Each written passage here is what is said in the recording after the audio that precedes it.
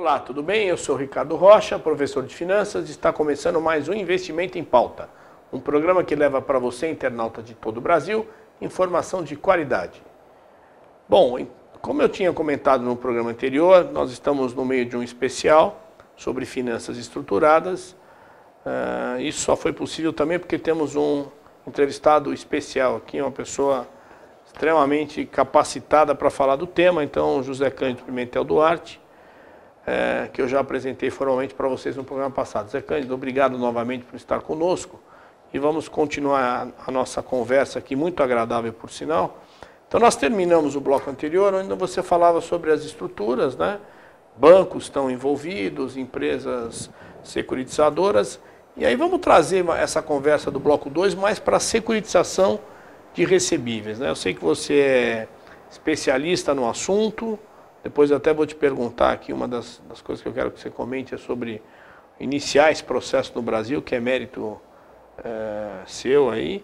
Mas como a securitização se diferencia de outras estruturas? Porque há muita confusão na cabeça do empresário, há muita confusão na cabeça do executivo de banco, a não ser aquele que de fato trabalha com finanças estruturadas, né? Quer dizer, tem muita operação aí que é crédito.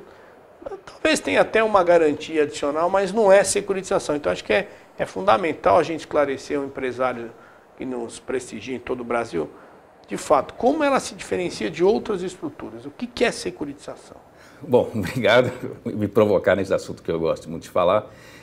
E a securitização de recebíveis, vamos chamar assim, porque existem vários tipos de securitizações. A de recebíveis, especificamente, se refere a uma operação em que se consegue isolar completamente o risco do crédito da empresa devedora no final do risco da operação em si.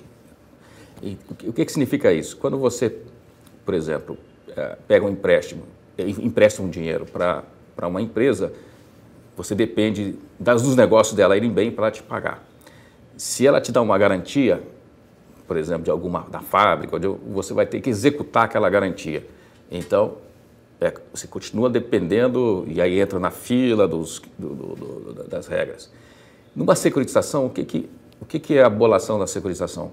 Se a empresa tem ativos líquidos, por exemplo, o mais líquido são os contra receber dela, os créditos que ela tem contra clientes, e vamos imaginar então contra muitos clientes, então não há nenhum cliente preocupado, você cede definitivamente esses direitos de receber desses clientes para uma estrutura legalmente, financeiramente, operacionalmente, inteiramente segregada do originador, da empresa que capta os recursos. Ela então vende, recebe os recursos e não deve mais nada a ninguém. Quem vai pagar são os ativos que ela vendeu para aquela estrutura.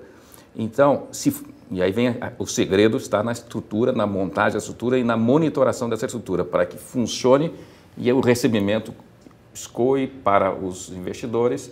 Todos recebem sem o menor risco, se for bem montada, claro, e sobrar alguma coisa e retorna para o devedor originador dos créditos. Então, como toda inovação, como todo contrato, né? Ela tem características especiais e apresenta, eventualmente, vantagens, mas também desvantagens, né?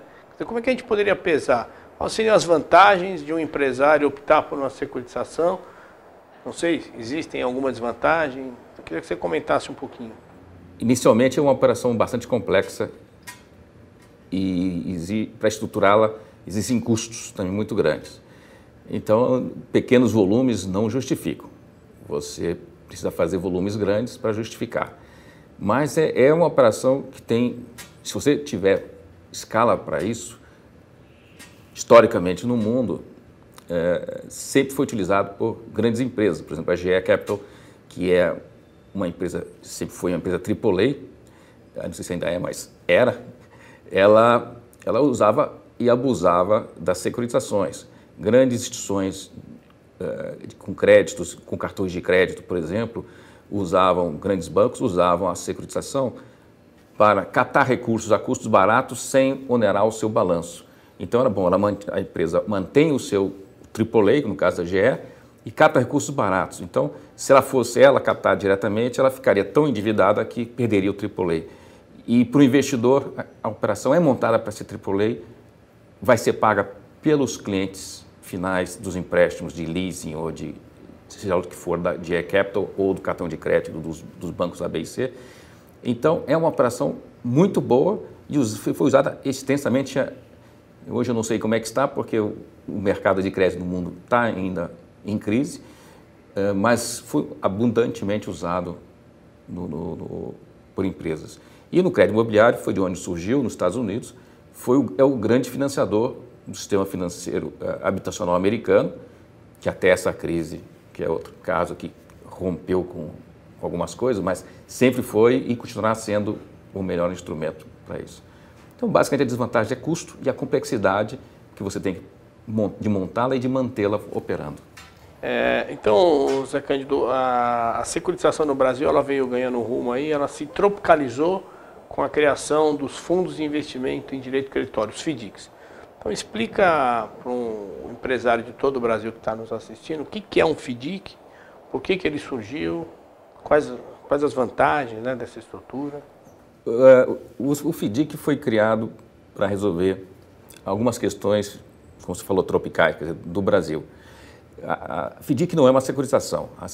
Uma securitização é uma estrutura que tem que ser montada, desenvolvida e que lá fora se usam vários veículos. Pode ser uma companhia de propósito específico, pode ser um trust e até fundos, como na França. Mas no Brasil você tem dois problemas ao utilizar uma empresa. Uma é a tributação, nós temos uma tributação perversa com relação a movimentações financeiras e que acabaria inviabilizaria a securitização. E a outra é a questão da propriedade, que não pode haver propriedade dos ativos mais, já que foi vendido pelo devedor original. Então, com a FDIC, os donos dos ativos são os investidores, os cotistas, e a parte tributária foi resolvida. Então, o FDIC é um veículo, que é o melhor veículo existente no Brasil para uma securitização, que é uma estrutura de crédito. E o que a gente poderia fazer para desenvolver mais essa estrutura? Porque o que eu percebo é que existem empresas, vou dar até um exemplo relativamente recente, de 3, 4 anos atrás, visitei uma empresa, era uma SA fechada, faturamento de R$1 bilhão por ano, setor petroquímico, e ela recorria a linhas de crédito junto a bancos, que eventualmente podem até, dentro da estratégia, serem mais baratas, né? Não estou nem dizendo que você resolve todos os seus problemas com a securitização. Mas comentando com as pessoas sobre o FDIC, eles demonstraram total desconhecimento, né? Então, o que nós podemos fazer para desenvolver mais essa estrutura no Brasil? Bom, você já alertou para um dos problemas, quer dizer, divulgação do que é a estrutura e tirar alguns desconhecimentos e alguns enganos sobre o produto. Uma das coisas que assusta o empresário quando descobre o produto é a questão do custo. Realmente existem muitos custos regulatórios, etc., que poderiam ser simplificados ou reduzidos para ajudar empresas de menor porte a recorrerem a isso. Outra coisa é que ele precisa ser melhor conhecido para os investidores também. Uma das coisas que falta para o crescimento dele é haver um mercado secundário. Hoje, quem investe nele fica com ele permanentemente e não é qualquer investidor que quer ficar 2, 3, 4, 5 ou mais anos, como acontece lá fora, com esse investimento. Então, isso desestimula muito os investidores, essa falta de liquidez do produto. Isso virá com o tempo. Ele vai ser estimulado naturalmente com essa queda de juros reais que está previsto, né? Espera-se que continue acontecendo no Brasil, que vai alongar prazo. Porque a grande vantagem de uma securitização que é usada extensamente por empresas nos Estados Unidos, ainda se usa, né? Antes da crise, é que ele alonga os prazos, ele é um desintermediador, quer dizer, ele tira o banco do processo, então reduz os custos, você tira o spread bancário do processo e você passa a ter acesso direto ao investidor. Quer dizer, se houver qualquer problema no mercado bancário, você continua sendo capaz de colocar seus papéis junto a uma comunidade de investidores que ao longo dos anos passou a gostar da sua empresa. Então, ele tem uma série de vantagens. Se for uma operação de curto prazo, realmente o banco é imbatível. A securitização não é uma operação para o curto prazo. Mas existem os commercial papers que também podem ter uma mini securitização de commercial papers que atenderiam essa parte de curto prazo também. O mercado estruturado não tem limite, basta a criatividade com boa gestão, não o que foi feito recentemente nos Estados Unidos com os créditos imobiliários. Nosso tempo está chegando ao final, eu queria que você comentasse aqui, você sabe que eu, em sala de aula, sempre tem um caso, né, que eu publiquei aí pelo INSPER, que é o Mesbla Trust. Eu queria que você falasse como é que foi estruturar essa operação no Brasil, né? Conta um pouco, porque também parte do nosso público são estudantes de finanças, né? E acho que é muito legal eles poderem estar tendo contato com a pessoa que sonhou que dava para fazer no Brasil e fez, né? Então, eu queria que você falasse um pouco dessa sua experiência aí com a securitização. E o Brasil é um país que a gente precisa estar falando de fato quem fez as coisas, porque senão isso cai no esquecimento, né? Então, você foi o pioneiro junto com o banco, mas tudo começou pela sua vontade de que era possível convencer os bancos a fazer, né? Então, conta um pouco para nós aí. Foi algo que aconteceu, um desafio que eu tive muito sucesso, numa época muito difícil, em que eu precisava captar recursos para financiar as vendas via cartão de crédito do Grupo Mesbla, e eu estava tentando inventar justamente algum produto, desenvolver alguma coisa em cima daqueles recebíveis que eu já tinha experiência anterior de que são créditos de boa qualidade. E tentando montar uma estrutura desse tipo, eu descobri que já existia lá fora, nos Estados Unidos, e eu disse, é isso que eu preciso, eu vou montar aqui no Brasil. E vou montar exatamente como está lá fora, porque o produto é tão bom que não pode ser adulterado, né? Não pode ser feito de uma maneira... E eu procurei trazer exatamente, montar no Brasil exatamente como é lá fora.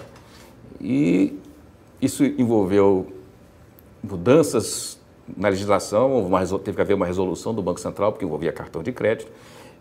O Banco Central, aquilo foi uma quebra de paradigma, não tinha havido... Há muitos anos não acontecia nada de tão revolucionário dentro do sistema financeiro, mas eles apoiaram porque sabiam que era um produto bom. E me apoiaram, a CVM apoiou, e foi um grande desafio, porque não só montar, estruturar, trazer para o Brasil os conceitos, transformá-lo dentro da nossa legislação.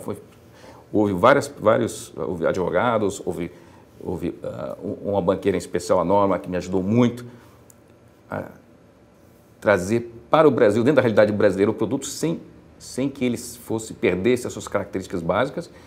E deu muito trabalho, que muita gente acreditou que não seria possível. Nós implementamos, foi um sucesso, foi uma captação de longo prazo no momento que era difícil captar a longo prazo, as taxas de juros foram razoáveis e isso iniciou um processo, durante anos até surgiu o FDIC, a minha estrutura foi a estrutura que serviu para muitas securitizações. E realmente é algo que eu tenho orgulho de ter feito. E para você, empresário de todo o Brasil que está nos assistindo, então, se você quiser fazer uma securitização, quiser ter uma avaliação, se dá para você realizar uma operação de finanças estruturadas, você pode contatar o Zé Cândido. Então, deixa aí para o nosso internauta o teu e-mail e o teu telefone, por favor. Obrigado. O meu e-mail é josecândido, sem pontos, @tahoe, Tahoe é TAHOE.com.br. E o meu telefone em São Paulo é 3078-3305. Zé Cândido, obrigado, né? E continuamos daqui a pouquinho a nossa conversa. Obrigado. Para você, internauta de todo o Brasil, agradecemos a audiência. Esse nosso bate-papo aqui está na segunda parte. Semana que vem você vai poder assistir a terceira e última parte desse programa especial com o José Cândido. Agradecemos a audiência e até uma próxima oportunidade.